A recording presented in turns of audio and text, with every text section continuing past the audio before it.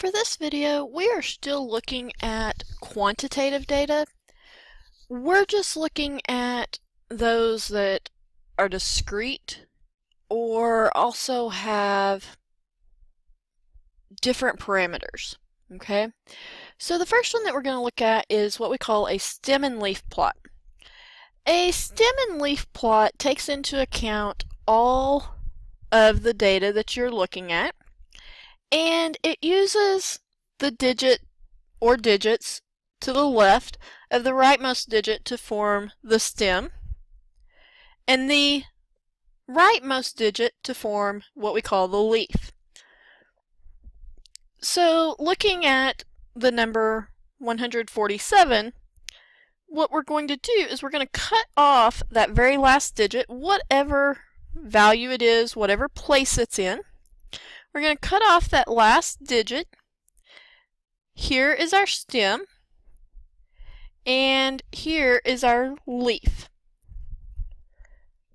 Now, if the number had been 86, we still would have cut it off, this being the leaf and this being the stem.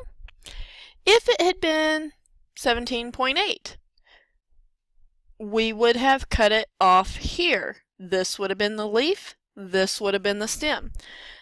So again, it doesn't matter what digit or what place value the rightmost data point is, that's the one that we're going to cut off and use for our leaf. Everything in front of it becomes then a stem. The stem of a data value will consist of the digits to the left of the rightmost digit, which is what we just discussed. Write the stems in a vertical column in increasing order. Draw a vertical line to the right of the stems. Whenever we're doing these, we want to begin with the stem of the lowest value. So we always want to place these in order, and that's the easiest to start with. So we're going to begin with the stem of the lowest value, and we include all stems. In other words, we're not skipping anything. We're going to include all the stems.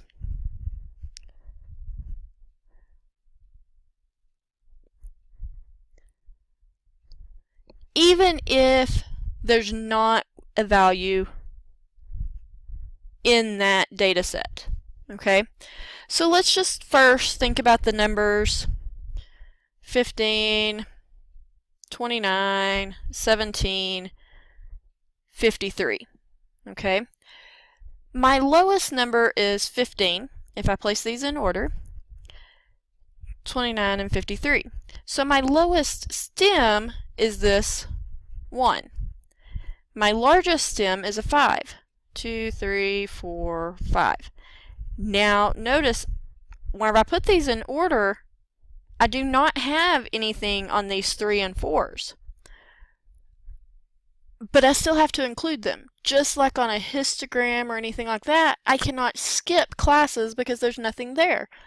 That is significant to us. The fact that a value is not in there is significant.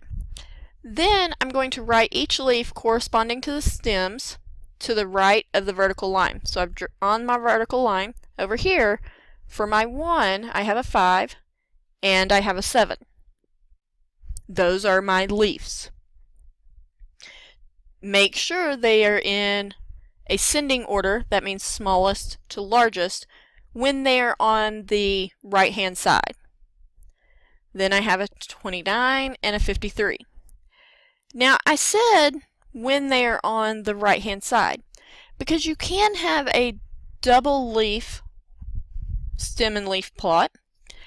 When you have the double leaf, basically that means we're comparing two data sets. And in that case, you're going to have the stem here. And think about a stem and a leaf. The smaller end is as close to the stem as possible. So I have a 1, a 2, a 3. This one actually goes 1, 2, 3. I start from the stem and I count my leaves larger in the corresponding direction that we're discussing. Let's look at an example of this. We want to create a stem and leaf plot for the following data set. These are test grades. This particular set is not in order. So in all actuality, it's probably easier to go ahead and put them in order so that we can look at them. So if I look through here, 65 is my smallest number. Then I have a 71. Then I have an 81. I have an 82. I have 4 85s. So I'm going to have 85, 85, 85, and 85. I have an 89. I have a 91 twice because here's one and here's one. I apologize, I wrote 99 instead of it should have been a 91. I have a 92. I have two 95s, and I'm still trying to write that 99 for some reason. Let's try this again. I have a 95 and a 95. Now I have the 99. I have a 100 and a 102. So now that we have these in order, you'll notice that my smallest stem is going to be this 6. So I'm going to start out with 6. My largest stem is actually going to be a 10. Notice I'm only keeping one digit to the right side. So I'm going to have 6, 7, 8, 9, and 10. I'm going to draw my vertical line.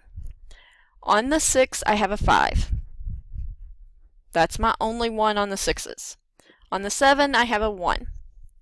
Again, that's my only data value on the 7s. On the 8s, I have all of these. 85 is multipled. I have it 4 different times.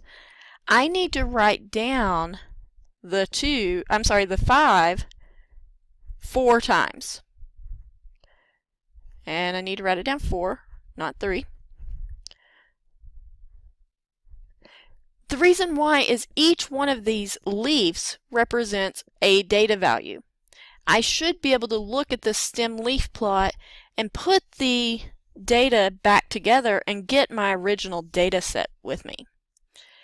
In the 90s, I have a 91, a 91, 92, 95, 95, 99.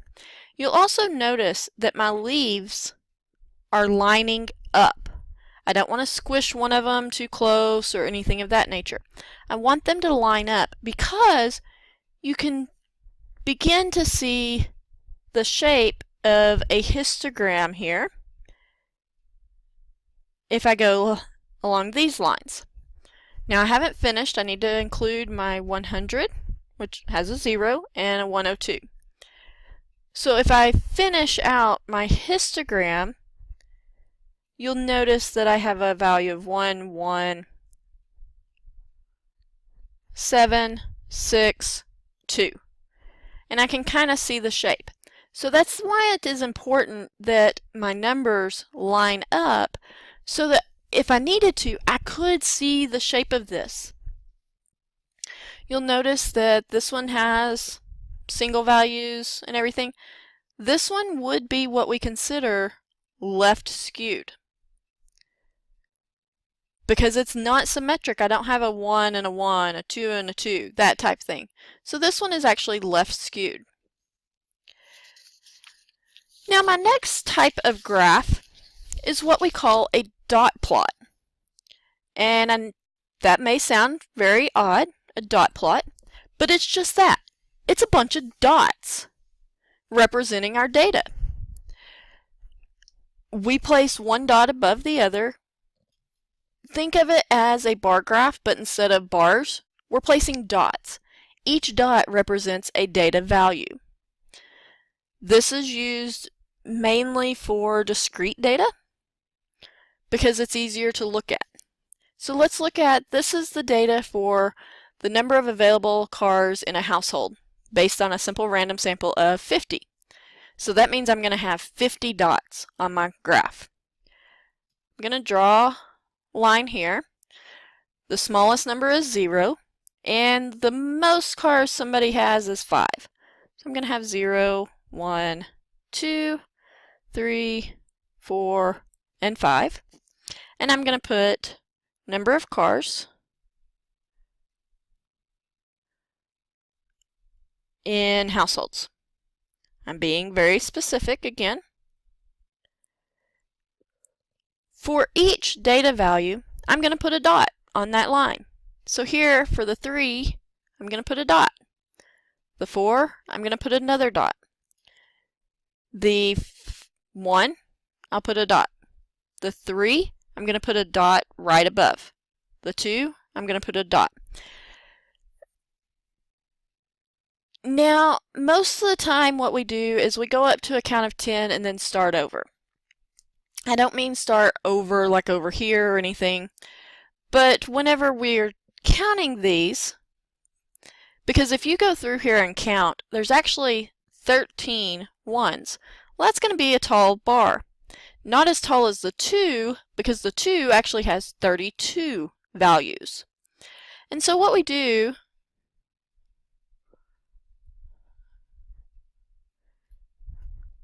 count up to 10, and again I said that there were 13 ones, and then just start another column right beside it. There should have been 4 zeros, and I'm trying to line these up as best I can. There were 32 2s.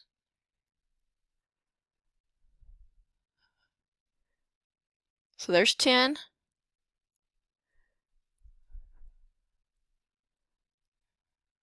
There's another 10, making it 20. Here's another 10, making it 30, 31, 32. There were 7 3s. There were 3 4s. And there was 1 5.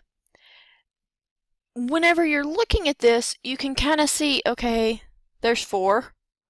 I can count up, there's 10, 13. There's 32, 7, 3, and 1. You could, again, take these dots all the way up to 32. That is one way. That's kind of up to you a little bit, okay? But that's a dot plot. Literally, you're just plotting dots. The last type of graph that I want to look at is what we call the time series.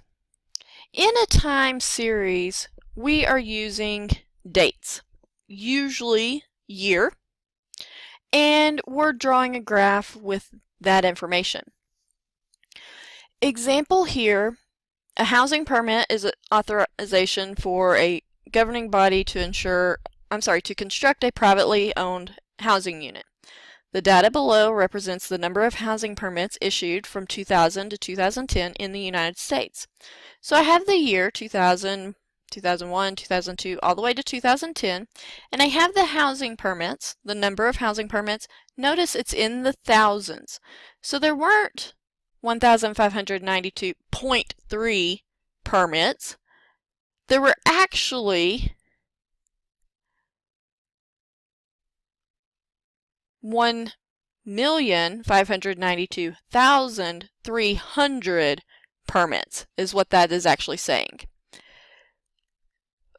For our purposes, we're going to use these numbers here because think about it, that's a huge number to try to draw on a graph.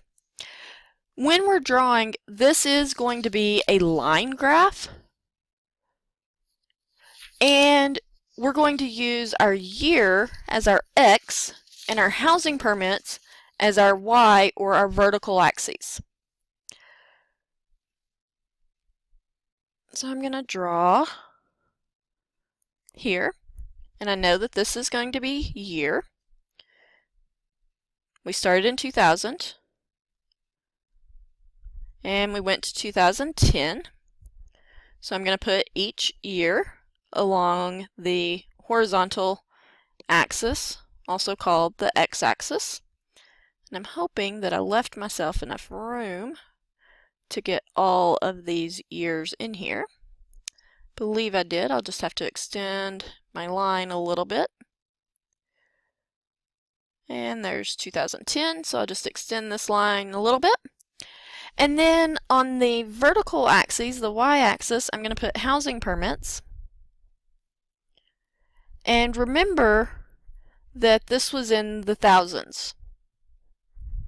And I want to label it that way because otherwise people are going to look at it and see, oh dear, something happened. Now if we look back at our data, my smallest number for my y is actually 583,000. Well, I don't really think I can go all the way up to 2,153 on my line graph. What I'm going to do is I'm going to do this little squiggly line, and that signifies that you've made a break. Meaning we are still starting at 0, but we're going to skip some of our graph. We've cut out a middle section of our graph. And at that point, I'm going to start with 500, so 500,000. And I'm actually going to count by 200,000, so there's 7, 9, 1,100, 1,300, 1,500, 1,700, because remember, I've got to go up to basically 2,200. So there's 17, here's 1,900, 2,100, and 2,300. This means that everything's going to be in this very small space right here. But that's okay. We can still get an approximation of our line. If I look at the data in 2000, there were 1,592.3. So 1,592.3 is approximately here. This is really going to be an estimation.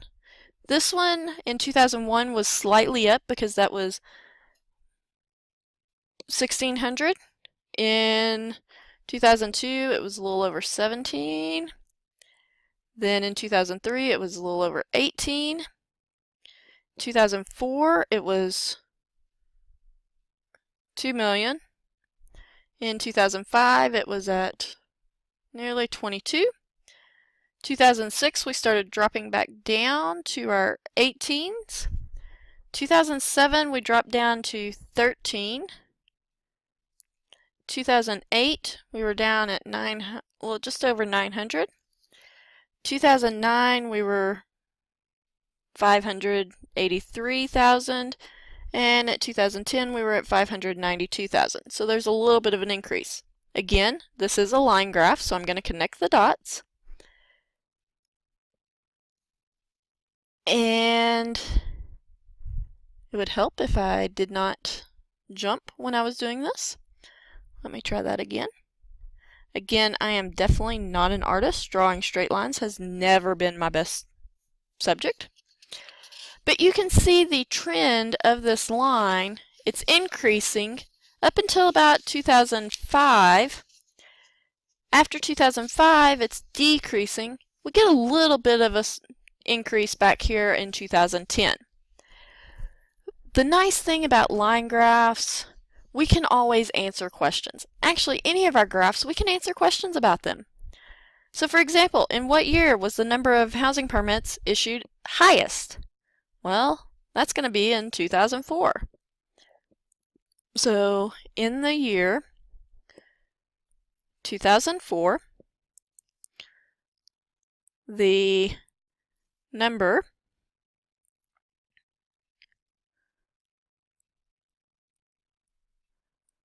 of housing permits issued was the highest.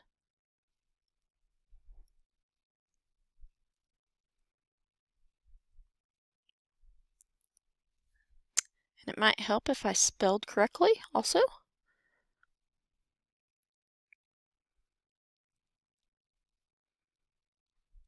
the highest. Again, I'm forming complete sentences since most of the time when others are looking at your work or anything, they have no clue what you're talking about. Or maybe it's been several hours since you've discussed this, and you come in and just say, in 2004. They're not going to know what you're talking about, so make sure that you're very specific. What was the trend of the issued housing permits after 2005? So after 2005, it actually started to decrease. And I apologize, that should have been 2005. My graph is a little bit off. So in the year 2005, the number of housing permits issued is the highest. After 2005, the number of housing permits issued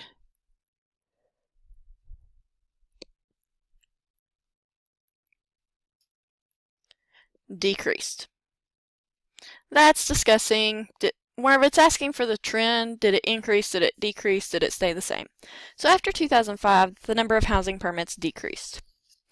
So I'd like for you to practice some of these other graphs for quantitative data, and then let me know if you have any questions.